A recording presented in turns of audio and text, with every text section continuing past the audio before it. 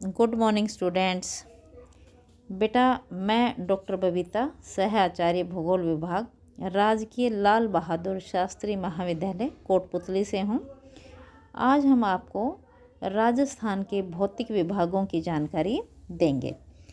सबसे पहले क्योंकि बीए पार्ट फर्स्ट का ये सेकंड पेपर है, तो इसमें राजस्थान के भौतिक स्वरूप की जानकारी हम आपको देंगे। राजस्थान में हम रहते हैं।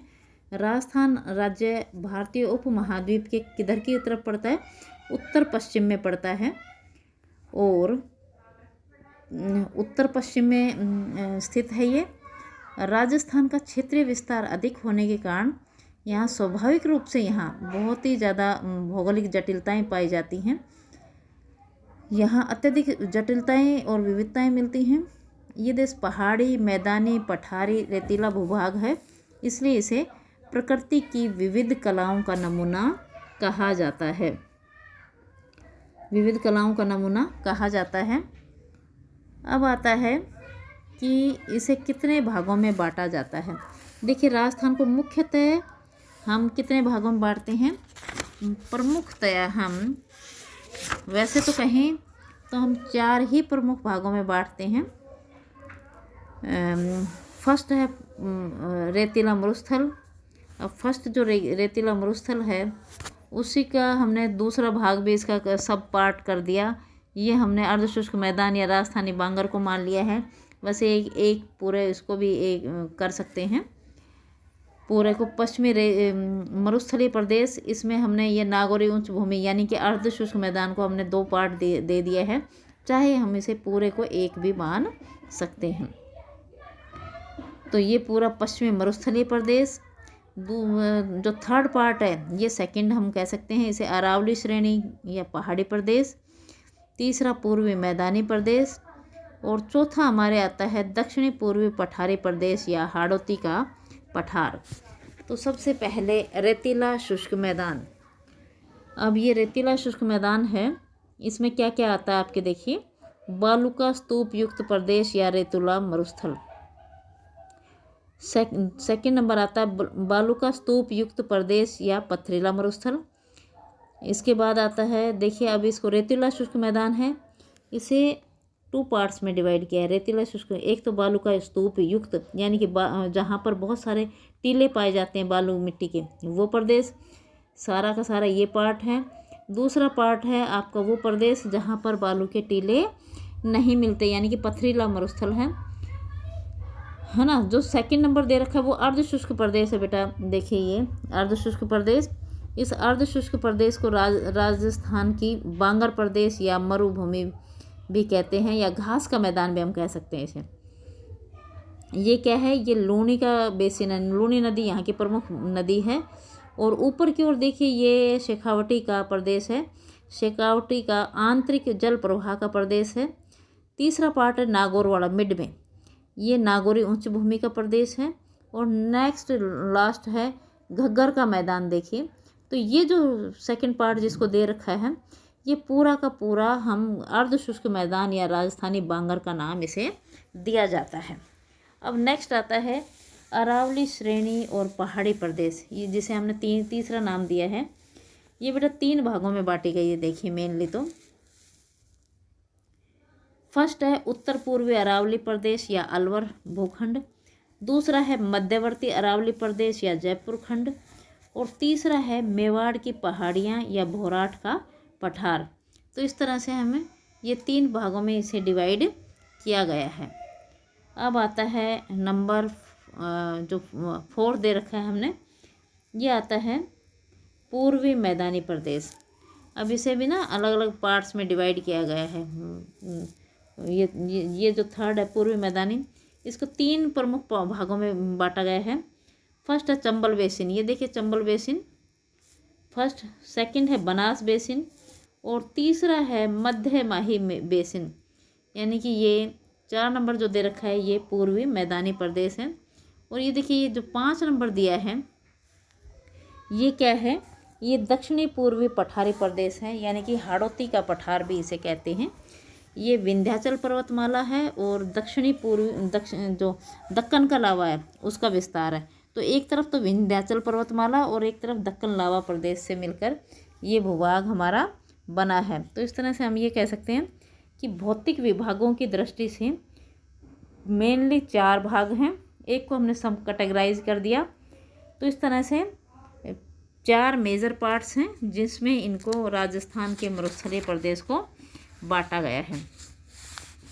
अब जो पश्चिमी मरुस्थलीय प्रदेश है वो बेटा राज्य का 61.11% क्षेत्रफल रखता है, जिस पर हमारी जो 40% जनसंख्या है वो इस भूभाग में रहती है। यानी कि 60% तो हमारा क्षेत्रफल है और 40% हमारी जनसंख्या यहाँ निवास करती है। यहाँ इस भाग में ना जो वर्षा की मात्रा है वो बहुत ही कम होती है, अर्थात 50 सेंटीमीटर या इससे भी कम। एक और दो पार्ट्स को देखिए आप, इसमें वर्षा काफ़ी कम होती है। और इसका जो कुल क्षेत्रफल है ये देखिए 1,75,000 वर्ग किलोमीटर है। और यहाँ जो इसे थार का मरुस्थल या थली के नाम से जाना जाता है, ये जो ग्रेट पेलियो आर्कटिक अफ्रीकी मरुस्थल का पूर्वी भाग माना जाता है। ऐसा माना जाता है कि ये ग्रेट पेलियो आर्कटिक मरुस्थल का पूर्वी भाग है। ये मरुस्थल विश्व का सर्वाधिक आबादी वाला मरुस्थल है बेटा। यह मरुस्थल विश्व का सर्वाधिक आबादी वाला हिस्सा है।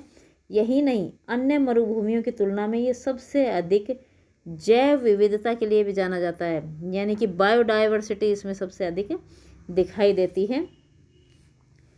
और इसके लिए इसकी पूर्वी सीमा है वो महान भारतीय जल विभाजक अर्थात अरावली के सहारे ये देखिए ये है, ये अरावली पर्वतमाला है।